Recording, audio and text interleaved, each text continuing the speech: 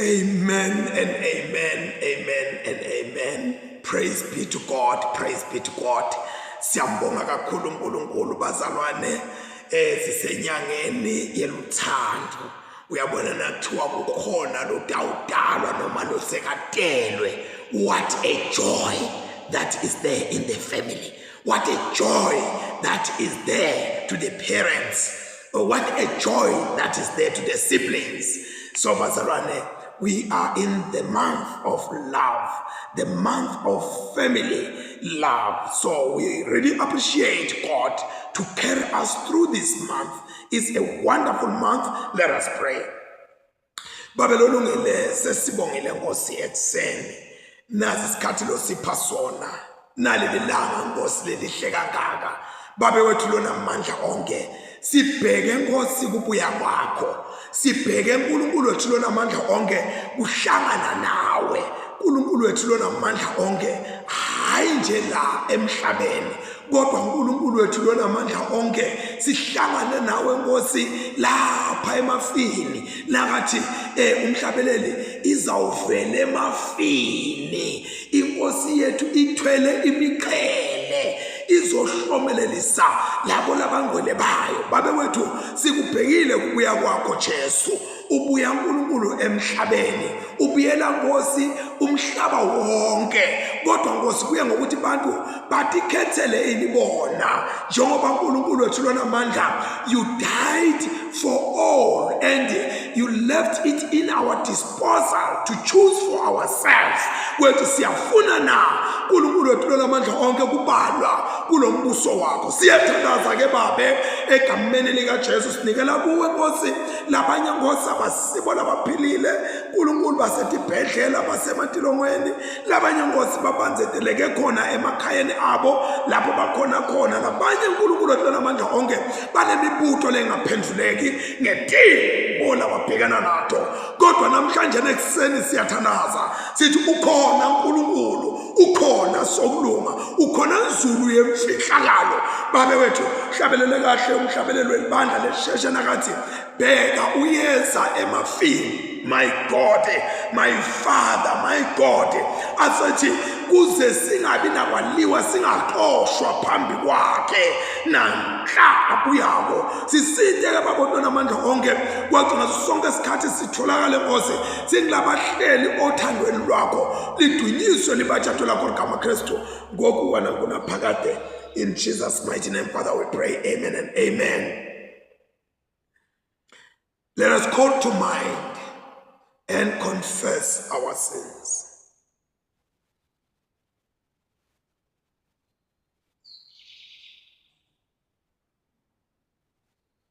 Almighty God, our Heavenly Father, in penitence we confess that we have sinned against you through our own fault, in thought, word, and deed, and in what we have left undone.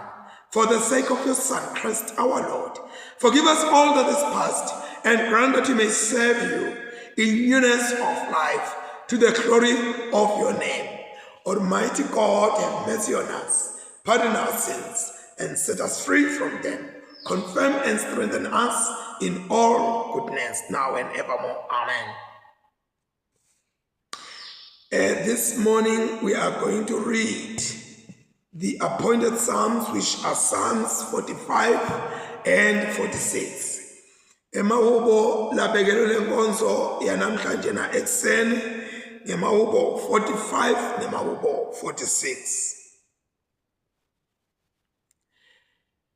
Inhlitiyo yami ithintekile ngalendzaba. Ngigenqeta nginkentete. Ngibalisa ngetibongo enkosini. Lulwimi lwami lunjengelutsi lwekubhala lalobhala ngebungcweti. Awusemhle nekatseni, uphuma empini. Umlomo wakho uphuphuma umusa. Ngobe uNkulunkulu ukubusise phakathe naphakathe. How? Qhawe le maqhawe bophela inkemba yakho ekhalweni lwakho uhlome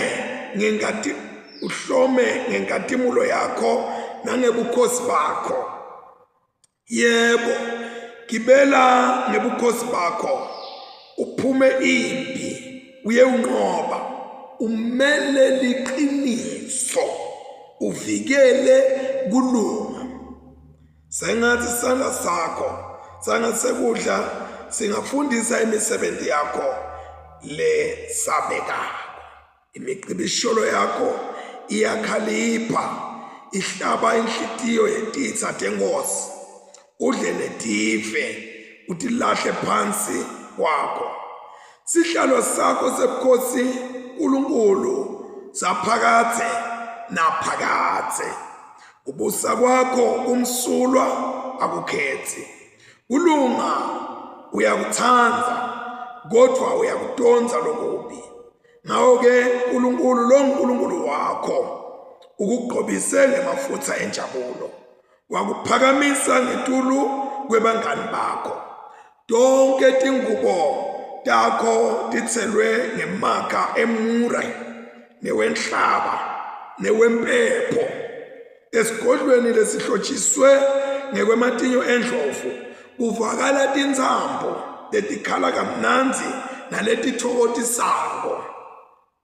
Emadvodzakati enkosi asemkhatsini wetintfombi takho telukhetselo, nangasesandleni sakho sangasekudla kume indlovukati levunule tembatho tegolide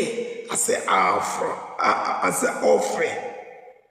Kuwe-ke ndvodzakati yami ngithi, vula indlebe yakho ulalele naku lengikushoko, sikhohlwe sive sakini nebakeni. Lobuhle bakho-ke buyawikhanga lenkosi, uyithobele ngobe ingumyeni wakho. Wena ndodzakati yaseTire, tinjinga tiyawutincengela kuwe ngekuletha tipho. Uqebetela kodwa lokusesigodlweni. Inkosatana yembethe tingubo letelukwe ngegolide.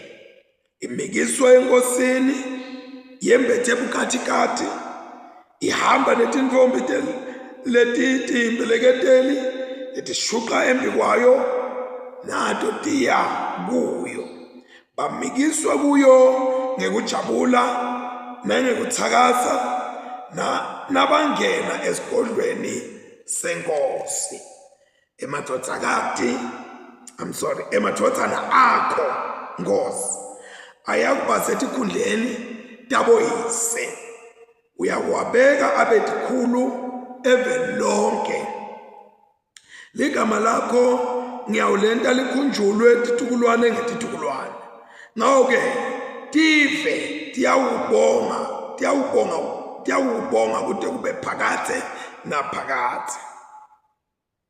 uNkulunkulu siphephelo sethu nemandla ethu, utholakala alusito ekuhluphekeni.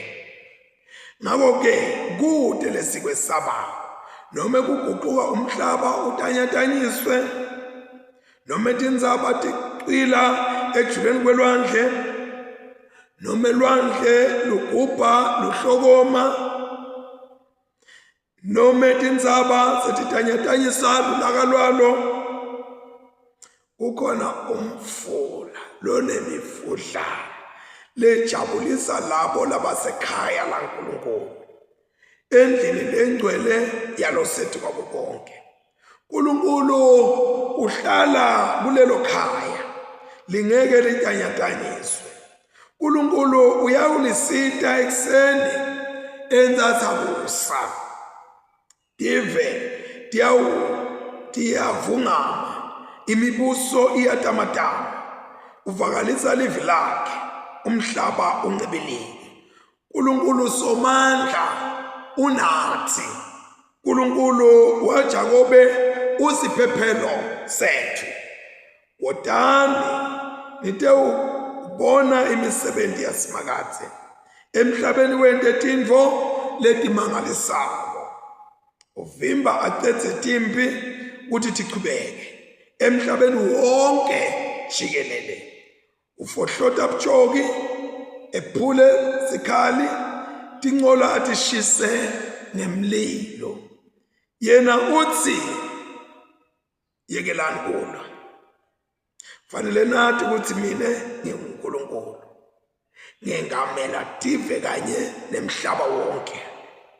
uNkulunkulu somandla unathi. uNkulunkulu waJakobe siphephelo sethu. Akuthunyiswe uyise neNdodana naMoya Ngcwele njengoba bekunjalo ekuqaleni kusenjalo nanyalo yakuba njalo kude kube nini nanini. Amen. The first scripture reading is from the books of the Apocalypse, written in Baruch, chapter 4. We are beginning with verse 36 through chapter 5, verse 9. So I read.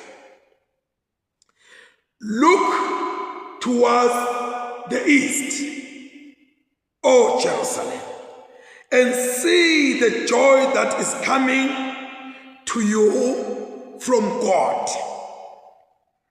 Look, your children are coming, whom you sent away.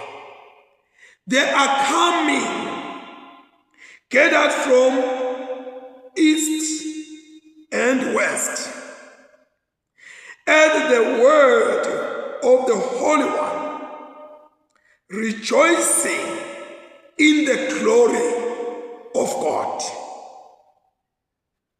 Take off the garment of your sorrow and affliction, O Jerusalem, and put on forever the beauty of the glory from God.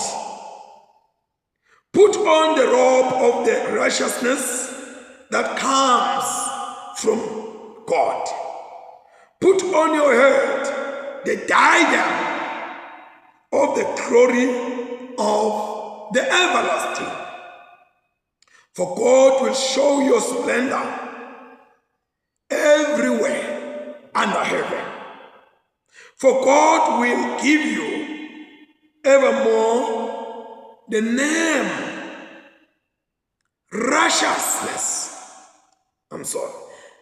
righteous peace, godly glory. Arise, O Jerusalem, stand up the height, stand upon the height. Look towards the east and see your children gathered from west and east at the word of the Holy One, rejoicing that God has remembered them. For they went out from you on foot, led away by their enemies. But God will bring them back to you, carried in glory, as on a royal throne. For God has ordered that every high mountain and the everlasting hills be made low, and the valleys filled up to make level ground, so that Israel may walk safely in the glory of God. The woods and every fragment, 3, have shaded Israel at God's command. For God will lead Israel with joy in the light of his glory, with the mercy and righteousness that come from him. Here ends the first scripture reading. The second scripture reading is from the New Testament, written in the letter to the Galatians, chapter 3, beginning with verse 23, through chapter 4, verse 7. Kusangakafiki kukholwa sasigcinwe ngumthetho, sivaleleke ngaphansi kwemandla awo, kwaze kwefika kukholwa lebekutawukwembulwa. Ngawo-ke umthetho wasebenza njengemqondisi wethu wekusiyisa kuKristu, kuze sibe ngulabemukeleka kuNkulunkulu ukuthi silungile ngekukholwa kwethu. Kodwa nyalo ngobe kukholwa sekufikile, asisekho ngephansi kwemqondisi. Ngawo-ke nonke ningemadvodzana aNkulunkulu ngekukholwa nguKristu Jesu. Nine nonke nabhajatiselwa kuKristu, ngawo-ke senembethe Kristu. Kude umJuda nemGreek, kude sigcili nalokhululekile, kude lomjuna nalomsikati, nonke nimunye kuKristu Jesu. Nangabe-ke nibaKristu, niyintalalwane ya-Abrahama, nitindlalifa ngekwesethembiso. Ngisho ukuthi-ke ngesikhathi indlalifa iseyincane, ayikehlukani nesisebenti noma ingumnikati wako konke, iba ngaphansi kwebalinzi nebaphathi bayo kuze kufike isikhathi lesabekwa nguyise. Kunjalo-ke nakithi, ngesikhathi sisebantwana sasigcilatwe ngemimoya yemvelo, kodwa kwathi sikhathi sesifikile ngalokuphelele, uNkulunkulu wathumela indvodzana yakhe leyatalwa umfati, yakhula ingaphansi kwemthetho, khona itewuhlawulela labo labangaphansi kwemthetho, kuze nathi semukeleke njengemadvodzana. Njengobe ningemadvodzana akhe nje, uNkulunkulu usithumelele moya wendvodzana yakhe etinhlitiyweni tethu, lobubula athi,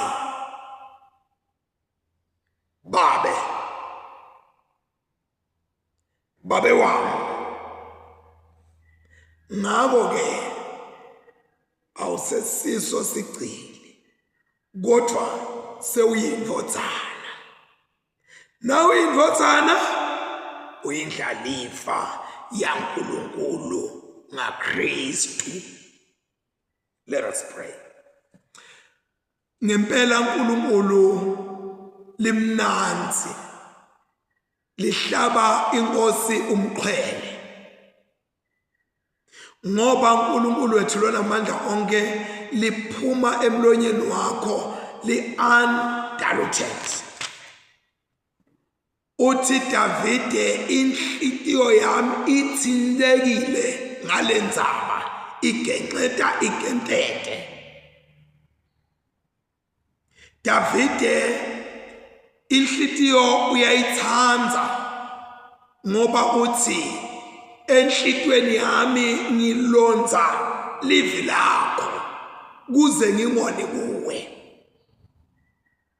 Babelolungile siyabonga kwekuthi kuBaruch ingathi ukhuluma nemntali lo ahamba walahlekelwa abantu bakhe bathathwa titha bathathwa ngilabanye bantu bahamba nabo. Uthi kodwa bheka nabo bantwana bakho bayeda.